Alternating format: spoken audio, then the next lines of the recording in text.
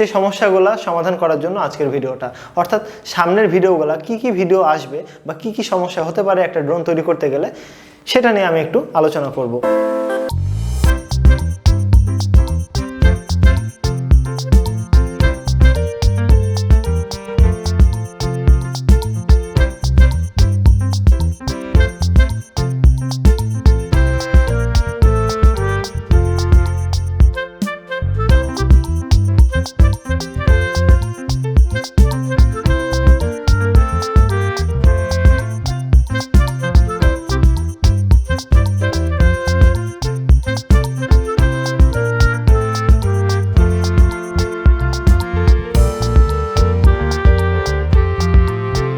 সিরিজের নতুন একটা ভিডিওতে আপনাদের স্বাগতম। আজকের ভিডিওর সংখ্যা হচ্ছে এনএস ড্রোন সিরিজ 28 নম্বর ভিডিও। তো আমি একে একে ভিডিও দেওয়ার চেষ্টা করছি। একটা ড্রোন তৈরি করতে গেলে কি করা লাগবে সম্পূর্ণ ডিটেলস আমি ব্যাখ্যা করেছি এবং সম্পূর্ণ একটা সিরিজ আকারে ভিডিও তৈরি করার চেষ্টা করেছি। দেখেন 28টা ভিডিও দেওয়ার চেষ্টা করেছি, এগুলা কম ভিডিও না। তো সামনে আরও অনেক কয়টা ভিডিও আসবে এই সিরিজে, কারণ আমি চাই এনএস ড্রোন সিরিজকে একটা পরিপূর্ণ ড্রোন সিরিজে পরিণত করতে। তো যেটা আমি আপনাদেরকে স্বপ্ন দেখেছি সেটা বাস্তবে করে দেখানোর জন্য অবশ্যই আমাকে কয়েকটা ভিডিও আরও অ্যাড করতে হবে। তো যারা ভিডিওগুলো কেটে দেখেন তাদের কিছু সমস্যা হতে পারে, সেই সমস্যাগুলো সমাধান করার জন্য আজকের ভিডিওটা।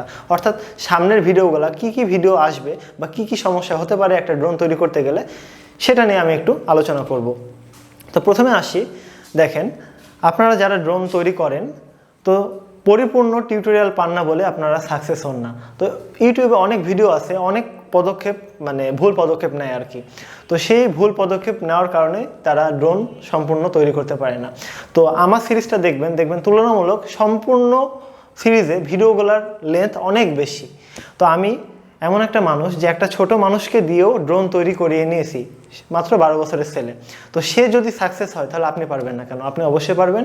আর 12 বছরের ছেলের একটা প্রফেশনাল লেভেলে ড্রোন তৈরি করতে কি করেছিল সেটা দেখার জন্য আপনাকে এনএস ড্রোন সিরিজ 27 নম্বরে ভিজিট করতে হবে আর কি।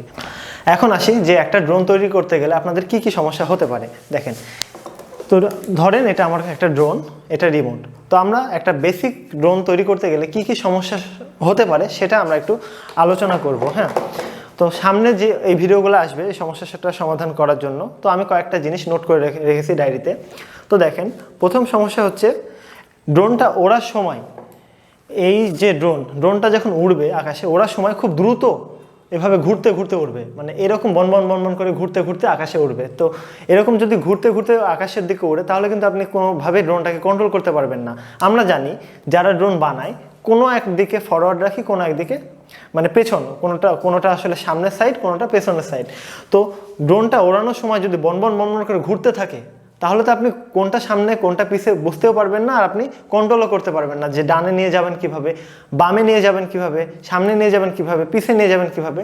তো এই সমস্যাটা সমাধান করার জন্য একটা পদক্ষেপ আপনাদেরকে নিতে হবে।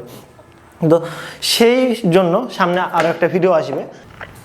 পরের সমস্যাটা হচ্ছে, দেখেন একটা ড্রোন বানানোর পরে ওড়ানোর সময় যদি কোনো একদিকে আস্তে আস্তে হেলে যায়, কোনো একদিকে যদি যেতে থাকে বা কোনো একদিকে আস্তে আস্তে এভাবে ঘুরতে থাকে, তাহলে একটা পদক্ষেপ নিতে হবে। দেখেন এখানে কিন্তু দুইটা স্টেপ গেল। প্রথম স্টেপে যদি খুব জোরে বন করে ঘুরতে থাকে, ঘুরতে উপরের দিকে ওঠে, তাহলে আপনাকে একটা পদক্ষেপ নিতে হবে। আর ড্রোনটা যদি আস্তে আস্তে কোনো দিকে ঘুরতে থাকে, খুবই আস্তে আস্তে, আর কোনো একদিকে হেলে যেতে থাকে বা এভাবে হেলে যেতে থাকে বা সামনে হেলে যেতে থাকে বা পেছনে হেলে যেতে থাকে, তাহলে আপনাকে আরেকটা পদক্ষেপ নিতে হবে। তো সেটার জন্য একটা সামনে ভিডিও থাকবে। এরপরে সমস্যাটা দেখেন, একটা ড্রোন তৈরি করার পরে ওড়ানোর সময় আমাদেরকে প্রত্যেকটা মোটরের স্টার্টিং অর্থাৎ টাইম একই হতে হবে আর কি। প্রত্যেকটা মোটর একই সাথে স্টার্ট হতে হবে আর একই গতিতে ঘুরতে হবে। দেখেন আমি যদি ওড়ানোর সময় সাপোজ এই মোটরটার স্পিড কম আর বাদবাকি সব মোটরের স্পিড বেশি করে দিই ওড়ানোর সময়, তাহলে কিন্তু ড্রোনটা এভাবে উল্টিয়ে পড়ে যাবে।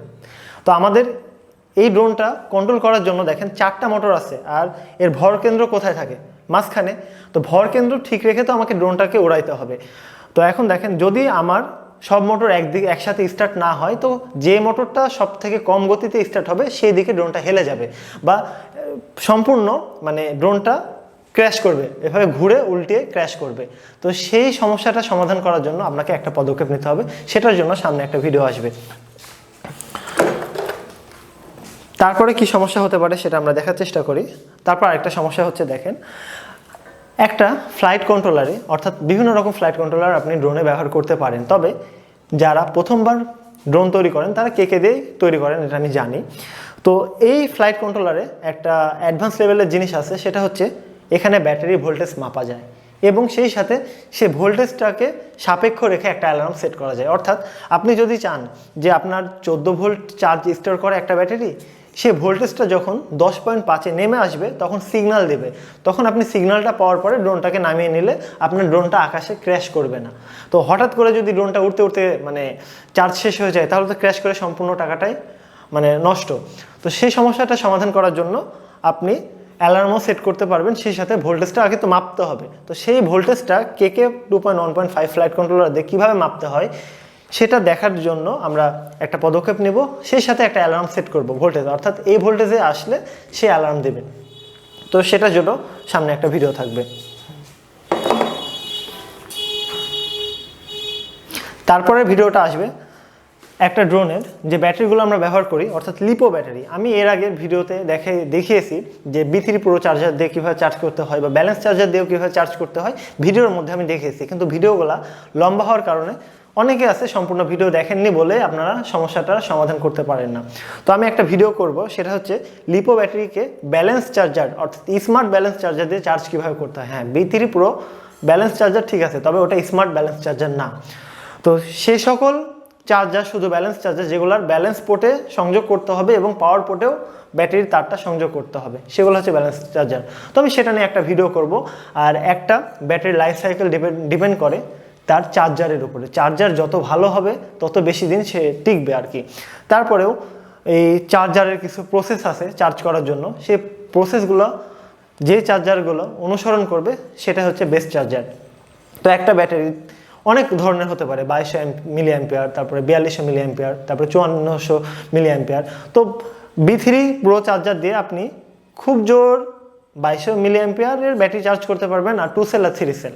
আর স্মার্ট ব্যালেন্স চার্জার যেটা, সেটা দিয়ে আপনি সব ধরনের ব্যাটারি চার্জ করতে পারবেন, 1 সেল হোক, 2 সেল হোক, 3 সেল হোক, 4 সেল হোক, 5 সেল হোক, 6 সেল হোক, আবার হাই অ্যাম্পিয়ারের ব্যাটারিও চার্জ করতে পারবেন। তো সেটা নিয়ে একটা ভিডিও থাকবে আর কি। তারপরে আরেকটা সমস্যা হচ্ছে, আপনারা অনেকেই যারা কেটে ভিডিও দেখেন তারা আপনারা ড্রোনের যে মোটরগুলোর ডিরেকশন চেঞ্জ করতে পারেন না। তো মোটরের ডিরেকশন চেঞ্জ করতে গেলে কি কি পদক্ষেপ অনুসরণ করতে হবে সেটা নিয়ে একটা ভিডিও থাকবে। তো তারপরে একটা ভিডিও আসবে, সেটা হচ্ছে চ্যানেল রিভার্স। অর্থাৎ ধরেন আপনি এই রিমোট দিয়ে একটা ড্রোন তৈরি করবেন। হ্যাঁ, আপনি চান যে এই ডান দিকে প্রেস করলে ড্রোনটা বামে যাক বা বাম দিকে প্রেস করলে ড্রোনটা ডানে যাক। তো সেক্ষেত্রে আপনাকে চ্যানেলটা রিভার্স করতে হবে, সেটার জন্য আপনাকে একটা পদক্ষেপ গ্রহণ করতে হবে, সেটা নিয়ে ভিডিও থাকবে। অথবা হতে পারে আপনি ড্রোন তৈরি করার পরে সব চ্যানেলই ফরওয়ার্ড দেওয়া আছে, কিন্তু আপনি বামে চাপছেন ড্রোনটা ডানে যাচ্ছে, আবার ডানে চাপছেন ড্রোনটা বামে যাচ্ছে। তো এই সমস্যাটা সমাধান করার জন্য যে চ্যানেলটাতে এই সমস্যাটা হচ্ছে সেই চ্যানেলটা আপনাকে রিভার্স করে নিতে হবে, তাহলে সমস্যাটা সমাধান হয়ে যাবে। অথবা আপনি যদি এই রিমোটের মাধ্যমে একটা সার্ভোকে কন্ট্রোল করেন, আপনি চান যে এই দিকে ঘুরলে সার্ভোটা ক্লকওয়াইজ ঘুরবে বা এই দিকে ঘুরলে কাউন্টার ক্লকওয়াইজ, অর্থাৎ একদিকে ক্লকওয়াইজ আর আরেকদিকে কাউন্টার ক্লকওয়াইজ, এটাও যদি আপনি চান রিভার্স করে ফেলতে, তাও আপনি পারবেন। এটা গেল আমার সামনের ভিডিওগুলো কি কি আসবে এই এনএস ড্রোন সিরিজে। আমি জানি ভিডিওগুলো আপনাদের একটু লেন্থি মনে হতে পারে, কিন্তু দেখেন কিছু কিছু টপিক ক্লিয়ার করার জন্য অনেক কয়টা পার্ট আমাকে ভিডিওতে দিতে হবে। আর এই সমস্যাগুলো অনেকে সমাধান করে না বলেই তাদের স্বপ্নটা পূরণ হয় না। তো যারা অনেক খরচ করার পরেও স্বপ্নটা পূরণ করতে পারে না, তখন তারা ডিপ্রেশনে ভোগে। তো এই প্রকার সমস্যা যাতে কারো না হয়, তাই এনএস ড্রোন সিরিজে পূর্ণাঙ্গ ভিডিও দেওয়ার জন্যই এবং পূর্ণাঙ্গ একটা ড্রোন সিরিজ তৈরি করার জন্য সামনে এই কন্টেন্টগুলো আসবে। তারপরের যে কন্টেন্টগুলো আসবে সেটা সম্পর্কে আমি এখন বলবো না, কিছু কিছু জিনিস আসলে সাসপেন্স হিসাবে রাখতে হয়। তো আমি যদি সব বলেই দিই তাহলে তো মানে অ্যাট্রাকশনটা থাকলো না। যেমন আমার ছোটো ভাইকে দিয়ে একটা ড্রোন তৈরি করাইলাম, এত ছোট মানুষ, এটাও কিন্তু একটা অ্যাট্রাকশন ছিল। তো সামনে আরও অনেক বড় লেভেলের জিনিস আসবে, সেটা হয়তো আপনারা ধারণাও করতে পারবেন না। তো তার জন্য আপনাকে অপেক্ষা করতে হবে আর আমাদের চ্যানেলের সাথে থাকতে হবে। আর যে কোনো প্রকার কোনো প্রোডাক্ট যদি আপনার দরকার হয় আমাদের দারাজ স্টোরেও আপনি ভিজিট করতে পারেন, অথবা আমার ফোন নাম্বারে আপনি ফোন দিয়ে অর্ডার করতে পারেন। বাংলাদেশের যে কোনো প্রান্তে কুরিয়ার সার্ভিসের মাধ্যমে আমরা প্রোডাক্ট দিই, অথবা দারাজের যে স্টোরের লিঙ্কটা দেওয়া থাকবে ডিসক্রিপশানে, সেখানে গিয়েও আপনি প্রোডাক্ট অর্ডার করতে পারেন। তো ধীরে ধীরে প্রোডাক্টগুলো অ্যাড করতে হয়, তার জন্য হয়তো বা একটু সময় লাগতে পারে। তো যে কোনো প্রকার সমস্যা হলে আমাদের ফেসবুক পেজে যোগাযোগ করুন, অথবা ফোন নাম্বার যেটা দেওয়া আছে সেটাতে কন্ট্যাক্ট করুন, অথবা আপনার সমস্যাগুলো তুলে ধরার জন্য আমাদের পেজে মেসেজ দিন, অথবা হোয়াটসঅ্যাপে মেসেজ দিন। তো আজকের মতো এ পর্যন্তই। NS News signing out.